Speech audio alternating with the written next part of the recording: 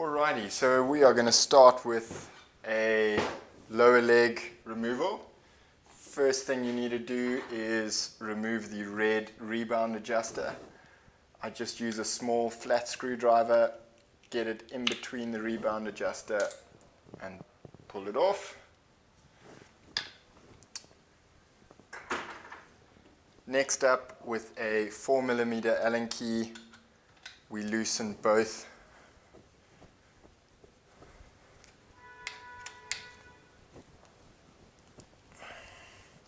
bolts that fix the lower legs. Remembering now there is a small amount of lubrication oil that sits in the lowers. I have a catch tray that we use to recycle and dispose of the fluids. So once I have these bolts out, I'm going to just tip the fork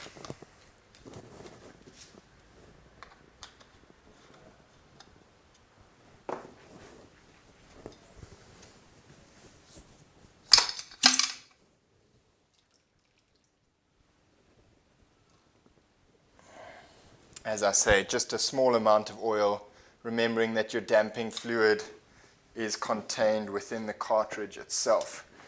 So now we have our lower leg assembly. Just give it a wipe down and I'll flip it over and show you. So you have lower legs looking from a rider position down on your right hand side, so rider right. You have your damping cartridge that controls the damping, speed, rebound and compression of the fork, and on rider left you have the air spring. What we're going to do next to adjust the travel is add or remove a travel chip to the air spring itself. So first things first, we want to remove any air that is currently in the spring. Just take care while you're doing this, as there is oil within the air spring that acts as a lubricating fluid for the floating piston. So I just use a rag over the Schrader valve once I've removed the cap, and I'm just using an Allen key to depress the valve.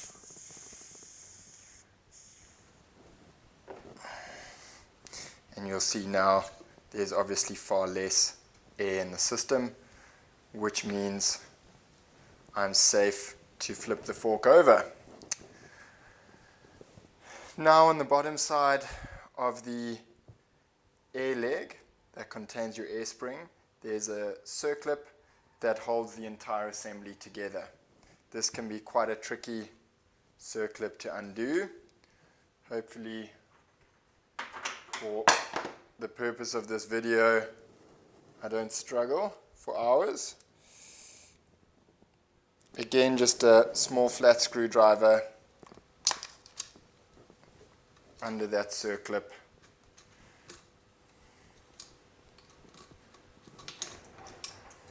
That came out easily enough.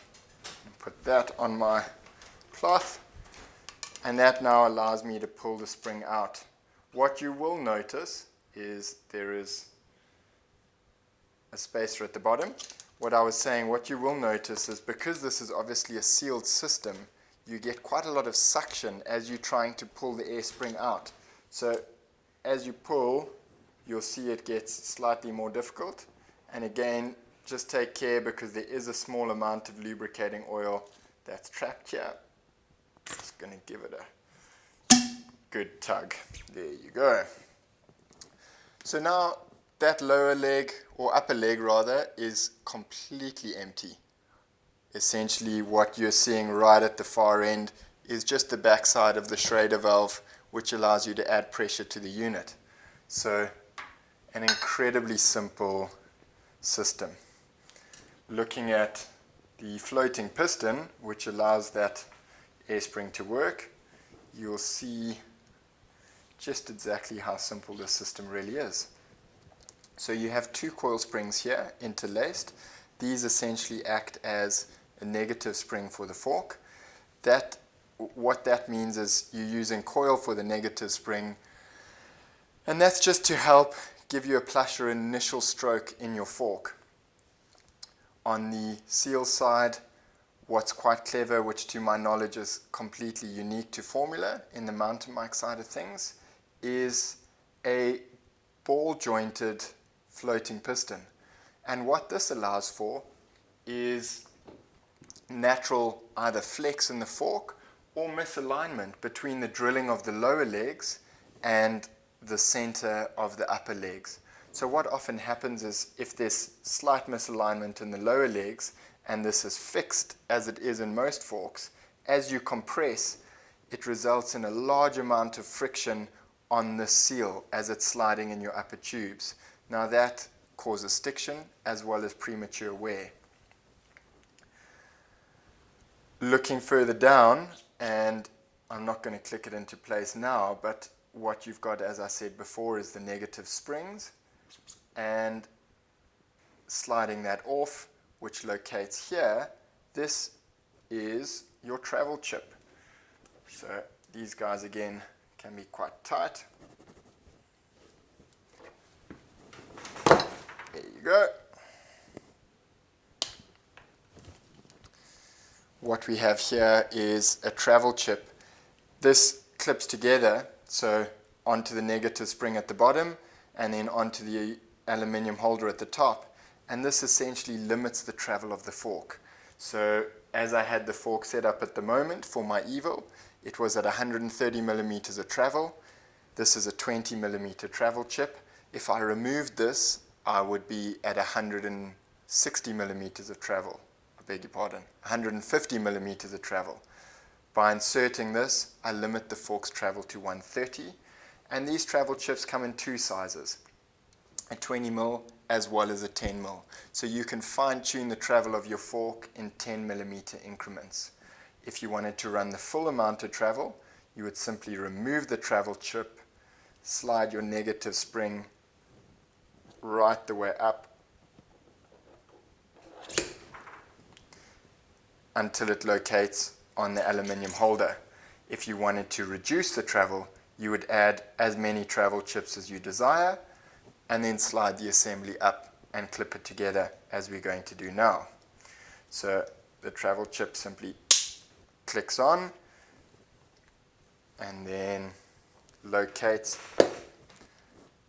on the aluminium part, and the negative spring assembly slides up and everything clips together.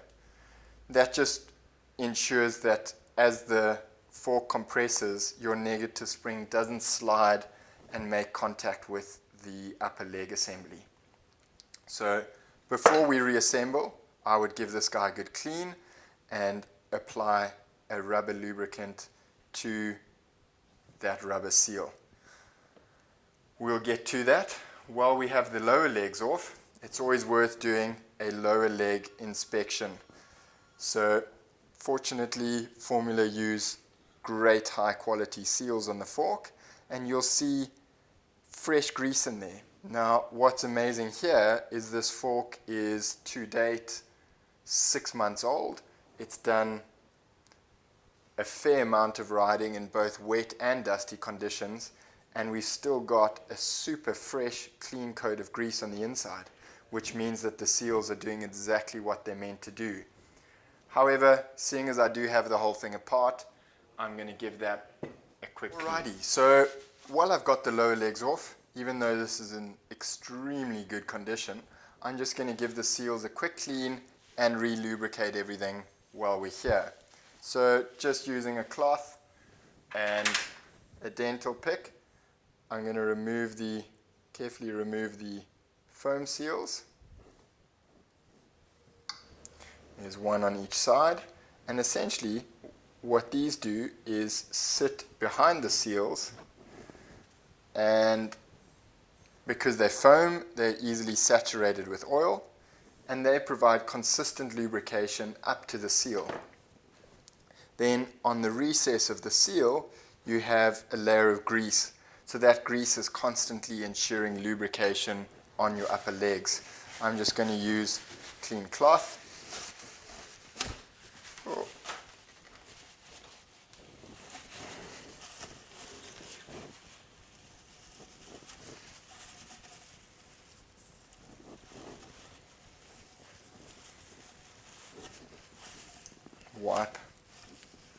right the way around the seal,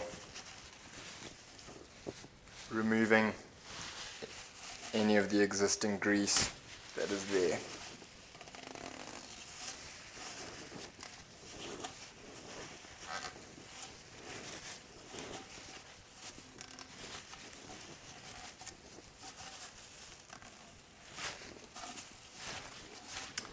Next step, if you had a lot of contamination, would be to replace these foam rings. Get a new set of foam rings. I like to soak mine in suspension fluid for an hour, just so that they absorb as much of that fluid as possible. Seeing as this system is very clean, not much has gotten past to these foam rings, I'm simply going to reinstall them.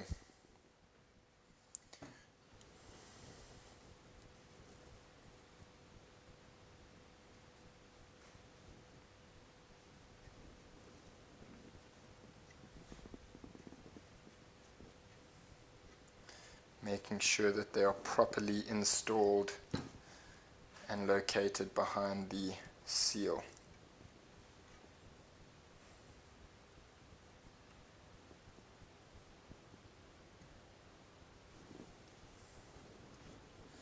I'm just working my finger around to ensure that they are pushed nicely into place.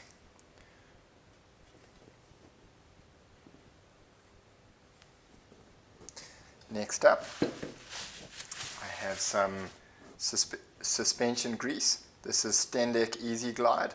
It's a great fork and pivot grease. This is a brand new tub. I'm always careful when I'm working with grease not to contaminate it with dirty fingers. Just a small amount in the finger, and I essentially run this around, building up a good layer the entire way around the recess on that fork seal. Little dab for the other side.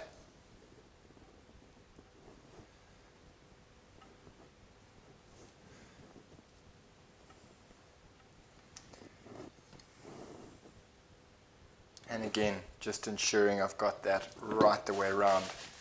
Next, just as I may have squeezed out a little bit of that suspension fluid as I was squeezing those foam rings in place, I'm using some of Formula's recommended ballistol. I just use a syringe. It makes it slightly easier to get into tight, tricky places.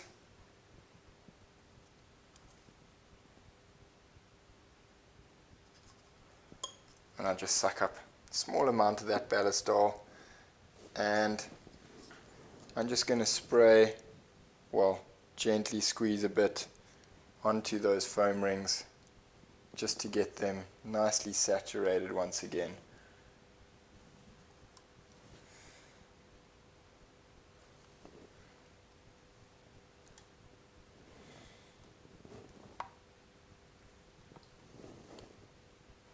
Again, just working it right the way around. Alrighty. So that's my lower legs taken care of.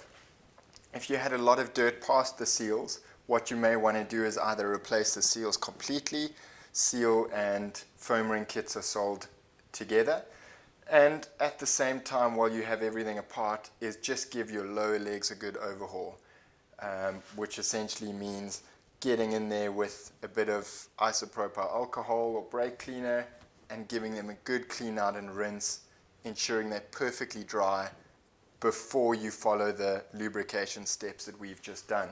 Given that mine were in good condition, I didn't have to get on with all of that cleaning.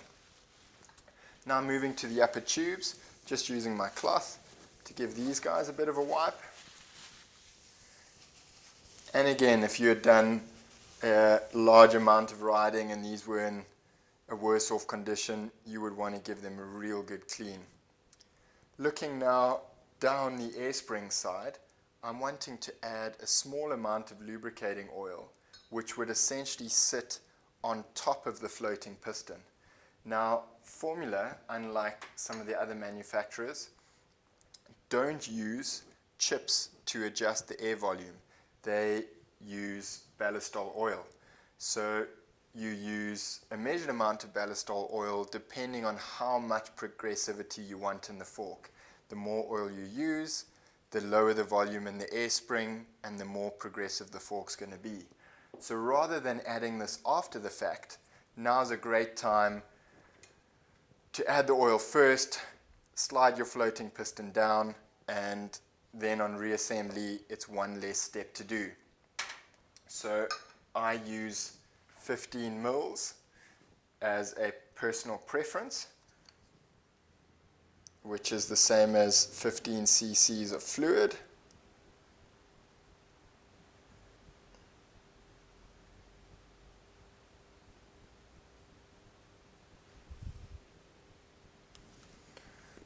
I measure that into my syringe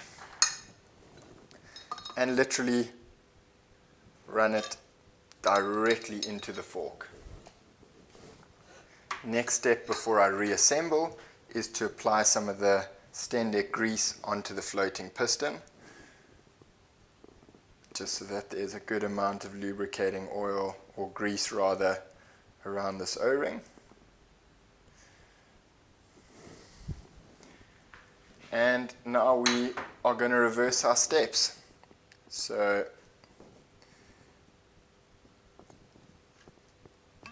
gently wiggle this guy down into place, being careful not to damage the O-ring. I can see that it is moving exceptionally free and easily, so I know now that I'm not going to have any stiction on the fork. And now again, remembering that this is a sealed unit, so I've essentially trapped air in this air spring, which is going to make my life a little bit more difficult as I'm assembling. So you've got one of two options. You can let the air out of the top Schrader valve, remembering that now there's oil sitting there. So if I simply let that out, I would spray my workshop bench with a bunch of oil. I'm not going to worry about that. I have two hands for a reason. I'm simply going to hold the assembly down as I go. So air assembly's in, spacer's in. Next thing is the tricky circlip. Alrighty, so now for reassembly, we're going to slide our lower legs onto our upper legs, add a small amount of ballistol lubricating oil that sits in the lower legs, and that essentially splashes around as your fork runs through its travel, just to ensure that your bushings are nicely lubricated. So again, I've got a small amount of ballistol in my syringe. It's approximately 5 to 10 cc's per side. Now I'm going to slide everything back together. So being careful not to pinch the dust wipers,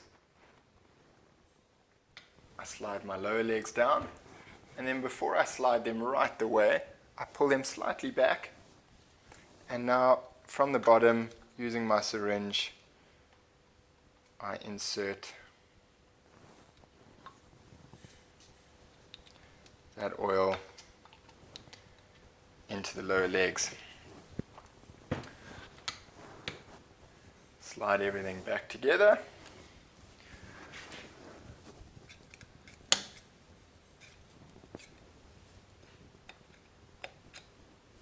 Making sure each side is located correctly.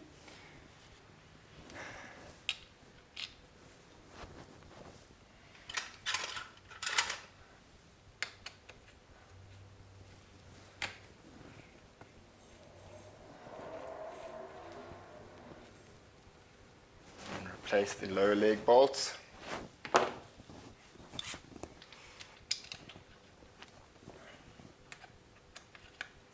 Always worth, for safety reasons, just to check the torque setting on these bolts with a torque wrench. I've made markers on mine so I know where the previous fixing point is, so that I don't need to re-torque them each and every time. Now, before I add my rebound adjuster, I just use a small amount of isopropyl alcohol to spray off on the bottom, just in case I messed any suspension fluid while I was reassembling. You don't want that to become a dust trap at a later stage. Give it a good wipe down. Rebound adjuster simply pushes and clicks back into place. This guy's a bit tight. There you go. Clicks back into place. Flip the forks over. Now I simply need to reinstall air, fit the fork back on the bike, and we're good to go.